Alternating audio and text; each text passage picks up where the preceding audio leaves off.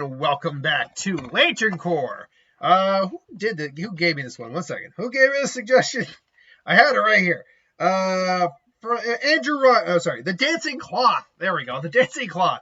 Asked the question: was the Lantern Corps of Andrew Ryan from the Bioshock series? Full disclosure, I've never played Bioshock. It's just not a game series I ever got into.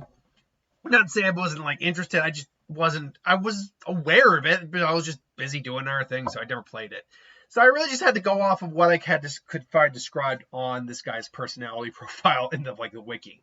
And admittedly, though, I did manage to give him. I did manage to determine at least 3 Lantern Corps he could belong to. So, yeah, he is one of the main antagonists. He was an obsessed not businessman, but he was a man obsessed with perfection and control, and eventually it developed into him being a good madman. Hold on, Andrew Ryan, Bioshock. Here we go.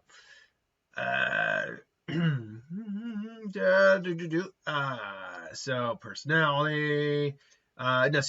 He was a complex man whose most defining trait is his egomania, as well as his objectivist ideals, which he spread to all of Rapture. He is self-assured to the point of arrogance, which is also what made him an inspirational figure to others, a workaholic with a strong desire to be precise and controlling of everything and everyone around him.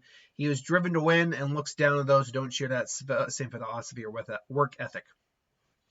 When the society began to crumble or collapse under its own weight due to a growing problem of civil discourse, smuggling, and contraband, splicing, and eventual all-out war, he slowly changed from an honorable, earnest leader into an oppressive tyrant. As the conflict with Atlas escalated, his methods of control over the populace became more extreme and ruthless, culminating in him using mind-controlled pheromones through Rapture's air systems to subjugate the city's spliced inhabitants to his will. By the time Jack meets Ryan during the events of the first game, he has devolved into nothing more than a brutal and paranoid madman running a failed utopia. He taunts and threatens Jack through his journey, and his hostility towards him only increases as he gets closer to his lair in Hephaestus.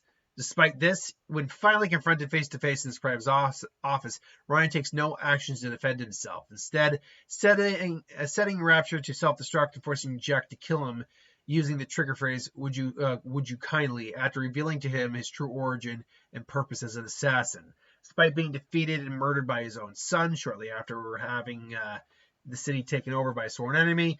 Ryan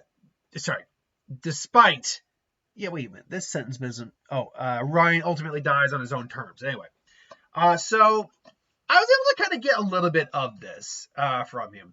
This especially at the tail end of the first game, we can know definitely one of the course he could qualify for, and that's the Lantern Corps of Death, because he's dead. There you go. If you're dead, you can qualify for death. Moving on. The other two that stood out to me, though, especially near the end, was compassion, because at near the end of his life, and in the after the fact, he kind of just became a man devoid of it. He was always egomaniacal, apparently, but he still seemed to care, at least initially. But afterwards, it just seemed to be gone. And to be a lantern of compassion, it either needs to be your dominant trait, or you need to lack any of it. It sounds to me that oh God, what the hell? It seems to me that he certainly lost any compassion he had for humanity after the fact later on in the series. Finally, though, I think avarice also has to be on the table, because even from the way it sounds, even when he was a good man, he still was driven, power hungry, controlling, all that. It just, he did it under the he did it with the effort to be a inspiring leader, an honorable, earnest leader who just happened to be self-assured to the point of arrogance, and a workaholic to a tyrant.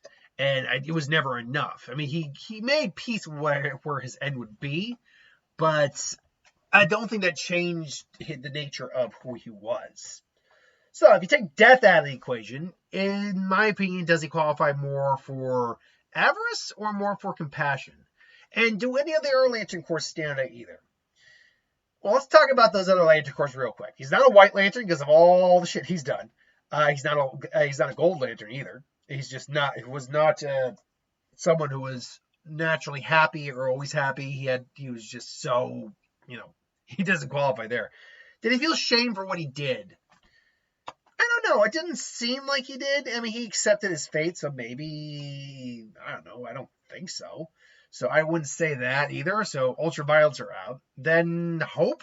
I mean, for a while, at least in the early years, you could make an argument that he became a beacon for hope because he was an honorable, earnest leader who, led his people into some